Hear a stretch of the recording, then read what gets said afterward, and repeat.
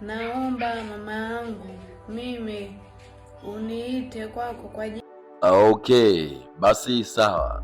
Sakata la mwanadada ambaye anatokea Burundi kuhusiana na Sheikh Walid limezidi kuendelea baada ya ile video ya kwanza kuweza kutoka ya kudai kutishiwa, kudai mambo mengi sana kuonyesha lakini baadhi ya taarifa kuhusiana na mtoto ambaye wamezaa naye Sheikh Walid.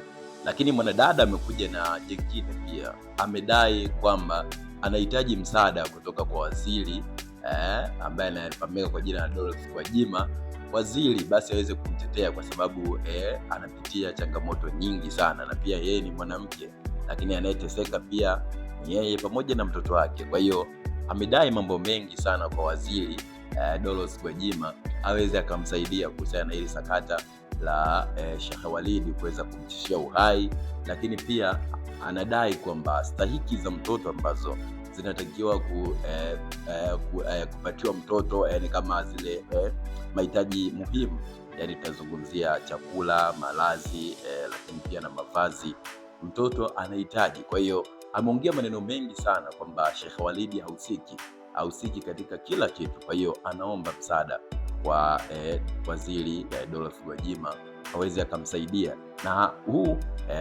ni usemi wake ambao alikuwa anaongea katika hii video. Ngoja niache kidogo uweze kusikiliza nini ambacho kilijiri kuhusiana na hili sakata la Sheikh Walid hadi kupelekea Sheikh Walid kuweza kusimamishwa kazi au kusimamishwa na huduma yake ya Sheikh wa mkoa jijini Dar es Salaam.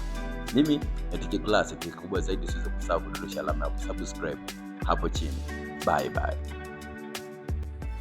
Ningependa kusema hivi au kuwajulisha kwa watu au kuwapa taarifa kwa watu ambao toka jana mnatangaza mimi ndio nimesababisha Sheikh Walid kufukuzwa.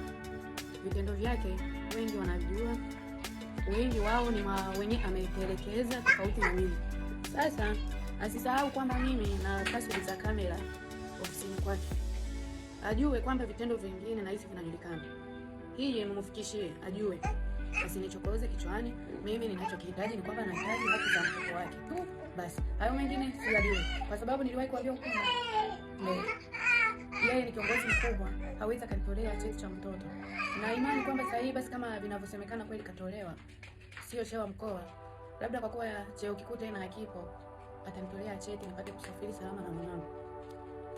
Mheshimiwa Waziri Gwajima, naomba mama yangu mimi uniite kwako kwa ajili ya kunihoji, au wanawake wengine ambao wana matatizo wengine kwa ajili ya Sheikh waje uwasikilize, na utajua. Na ukipiga simu mama, kijua ukipiga simu BAKWATA ofisi yake iliyomfukuza, unaweza kujua kilichomtoa kitu gani. Namshukuru, ila ningependa kusema kwa watu wanaopenda kuomba msaada kwa ajili ya kujengewa kwa ajili ya kitu fulani, lakini kile ambacho waliombewa msaada wajengewe sicho ambacho wanayofanya. Sawa? Wanasema mwizi anakamata siku 40 zikifika, na imani kwamba Mungu atanilipizia mimi. Nilikuja ili nipate haki za mtoto na amani kwa ajili ya kutishiwa. Mimi ukumbuke na kamera za ofisini kwako, vitendo vyote vipo, uje utaviona na utaviona kabisa, kwa sababu yani